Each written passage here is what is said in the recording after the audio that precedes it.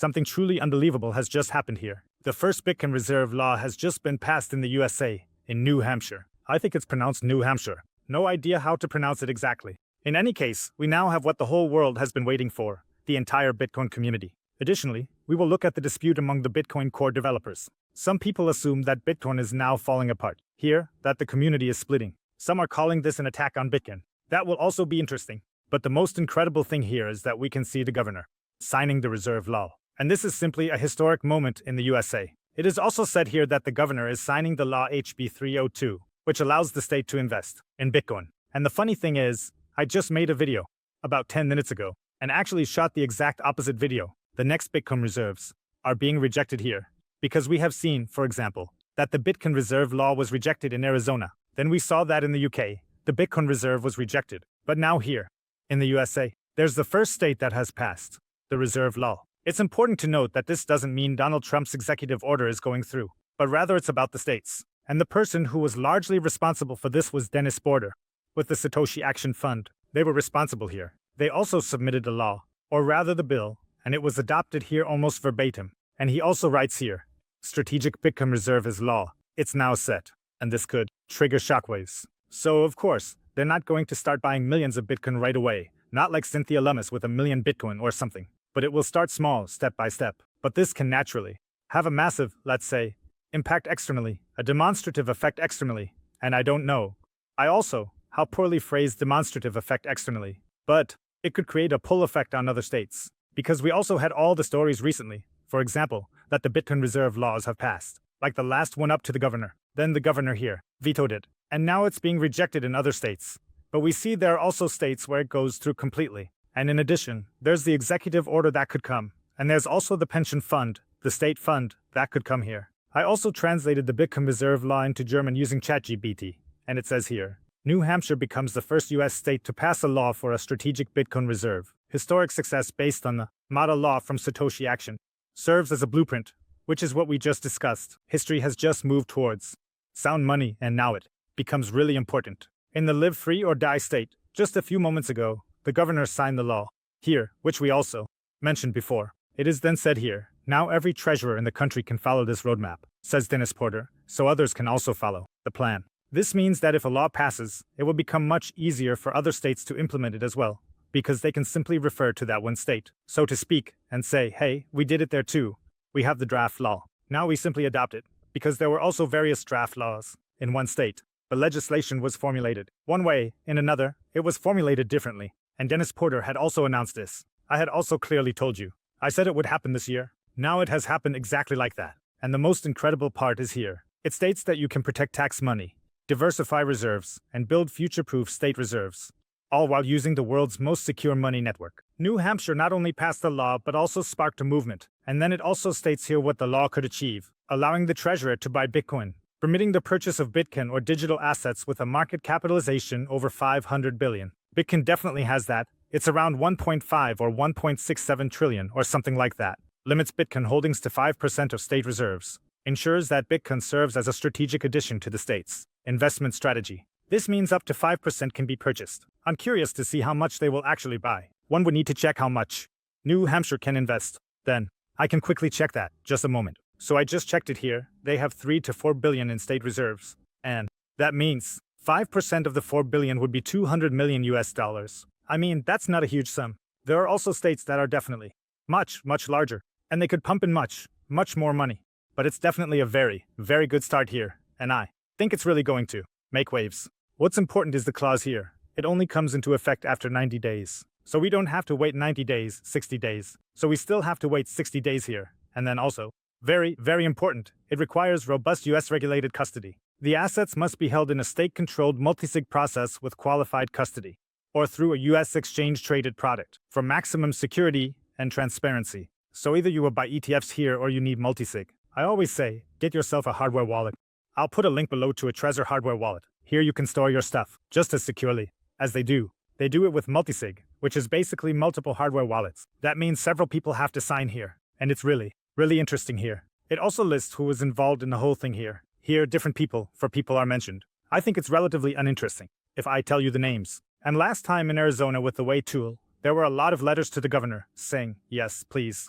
let the Bitcoin reserve go through and so on. But she didn't listen to them. And there was actually a very, very interesting speech by Kevin O'Reilly. Because Kevin O'Reilly stated in a speech yesterday that there will never be a Bitcoin reserve in the USA. And also said that Michael Saylor's business model is very, very, very questionable and so on. He criticized it very, very heavily. There was a video about it yesterday. I had actually already finished filming, had actually made the other video. As I said, I had actually made why the Bitcoin reserve failed again. And now the Bitcoin reserve is actually coming out. So, very, very surprising and of course very, very positive overall. Here we can listen to Kevin O'Reilly, what he has to say about it. Bitcoin with it.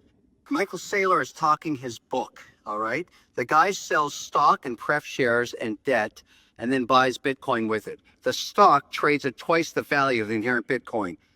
That smells like something that ain't going to work long term. Just saying. I like the guy, but it has nothing to do with strategic reserve of Bitcoin, which will never happen because we will never get buy off on a bipartisan basis. He said very clearly, it will never happen because people will never agree here at parties, so that everyone comes together here. And he also didn't understand the strategy. He didn't understand that the MNF is justified here, because Michael simply has sour ways to create more value for the company, independent of the Bitcoin that lies beneath. So, very, very questionable. In any case, it's going through. Write me in the comments below what you think about it. I find it really brutal and I'm curious now. We need to keep an eye on this now. And now we actually need to take a look at what's currently happening with Bitcoin Core, because there's a software change being introduced, and this is leading to very heated debates. Some people are saying, yes, we definitely need to do this, because if we do, we can simply write even more stuff into the Bitcoin blockchain. The critics then say, no, if we do that, the whole blockchain will get spammed. And they find it very, very bad because they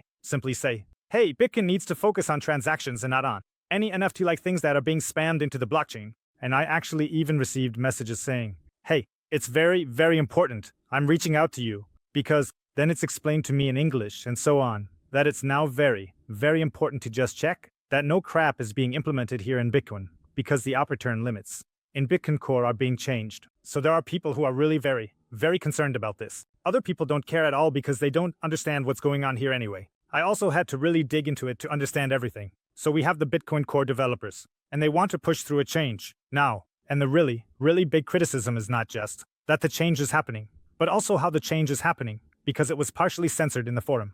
I think the guy from Bitcoin University credit or something like that, he was simply censored in the forum. They just, let's say, I don't know if deleted or censored, but in any case, they just removed his comments because he was criticizing. Other people have also criticized. That means on one side, there are a few who just want to push through the change, and then there are a few who don't want that. And normally with Bitcoin, there's usually a relatively cool consensus, meaning that everything is discussed within the community. A Bitcoin improvement proposal is made, a BIP or something like that, then it's discussed for 3, 4, 5 years. And in this case, it's not being discussed, but rather it's more or less just being pushed through, and people who had different opinions or something like that were simply suppressed in some cases. That means it's not really about what kind of change is coming. Sure, that can also be criticized, but it's mainly about how the whole thing is happening. It should also be noted that the change doesn't mean it's completely game over or anything, because it's always possible for people to run their own Bitcoin software, for example. So we're talking about the Bitcoin Core software here, but there are also Bitcoin nodes and other software variants.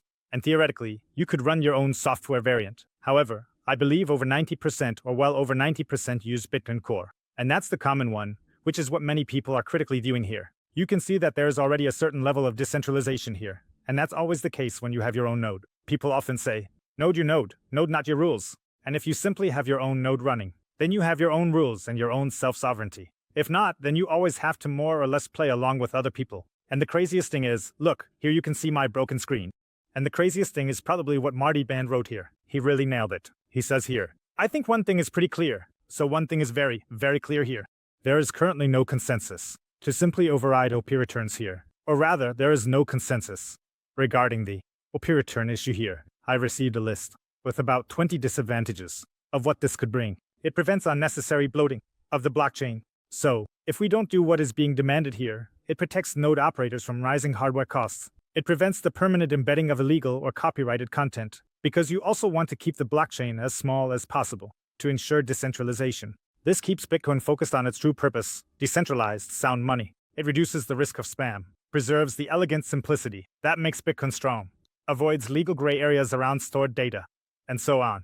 There were also sometimes extortion attempts where some people wanted to upload pornographic content to the blockchain or whatever. So the thing is, I don't want to influence you here and say, do this or do that. I just want to create awareness here, to engage with the topic, and perhaps make a decision for yourself, even if you are a node operator. Or maybe this will inspire one or the other here to run the node themselves, so that you simply choose the software where you might see more agreement, and that you definitely need to bring the criticism to light here with the Bitcoin Core developers and so on, because it hasn't gone so well. But it's also very, very important to understand that it's not like many people sometimes panic about, saying it's the end of Bitcoin, that it's a hard fork, or a very, very drastic thing that can't be reversed, or something like that. No, everyone is basically their own master here if you run your own node. There are also different possibilities here in the future. I can imagine that maybe not 90% will focus on Bitcoin Core anymore, but there might be different implementations, maybe different software, and so on, that will simply compete with each other. It could even be that this strengthens decentralization.